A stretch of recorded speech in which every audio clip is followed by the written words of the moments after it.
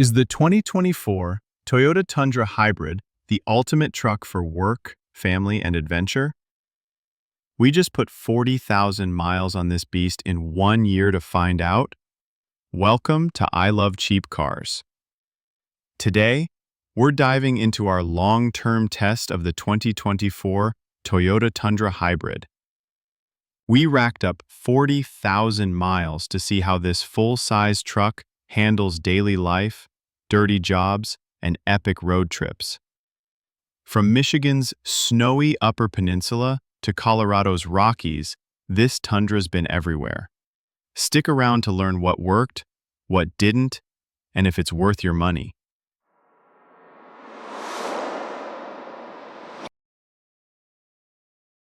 Our Tundra is the mid-level limited trim, rocking the CrewMax crew cab and a 5.5-foot bed. We went for the iForce Max hybrid powertrain with four-wheel drive, pushing the price to just over $63,000 with options. Yeah, that's steep. Comparable to a fancy Ram 1500 Longhorn or GMC Sierra Denali. So what do you get? A premium package with a 360-degree camera, upgraded LED headlights, and towing goodies. Plus load-leveling rear air springs to make loading heavy stuff a breeze. Other extras? A heated leather steering wheel, JBL audio, a retractable bed step, running boards, and a power package with LED bed lights and wireless charging. The Tundra got a full redesign in 2022, and it shows. It swaps old-school leaf springs for a coil spring rear suspension like the Ram 1500, giving it a smooth SUV-like ride. No more jittery truck vibes. The twin-turbo 3.4-liter V6 hybrid pumps out 437 horsepower and 583 pound-feet of torque, paired with a 10-speed automatic. It feels powerful yet refined, whether you're cruising or towing. Our test truck hit 60 miles per hour in just 5.5 seconds, half a second faster than the non-hybrid, even with an extra 216 pounds. Cornering grip? A decent 0.7 G, braking from 70 miles per hour 191 feet. Solid numbers for a full-size truck. The hybrid powertrain is a standout. Its acceleration is forceful, and the gas-electric handoff is seamless, earning praise for matching the Ram 1500's gold standard ride.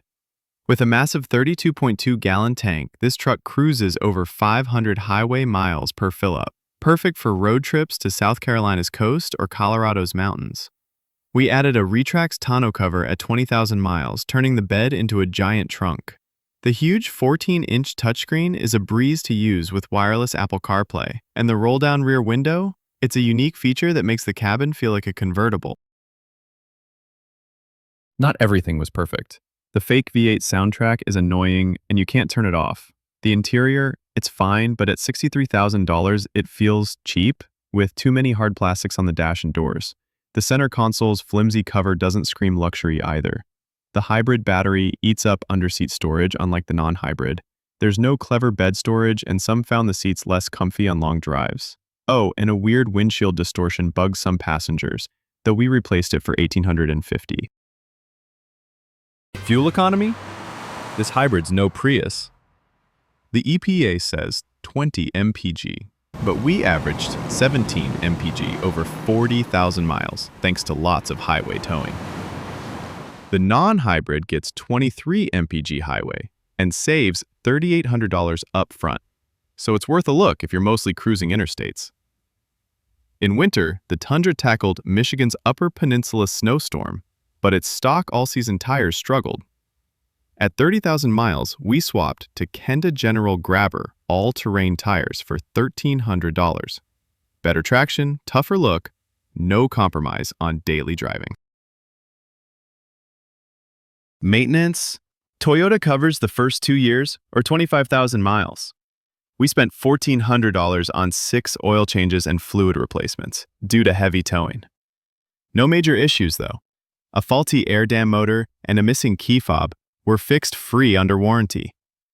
The windshield replacement was priced at $1,850. So, is the Tundra worth it? It's not as popular as Ford or Ram, but its refined ride, powerful hybrid, and modern tech make it a serious contender. If you want a versatile truck for work and family, this could be your pick. That's our take on the 2024 Toyota Tundra Hybrid. What do you think? Would you buy one? Drop your thoughts in the comments, hit that like button, and subscribe to I Love Cheap Cars for more reviews. See you in the next one.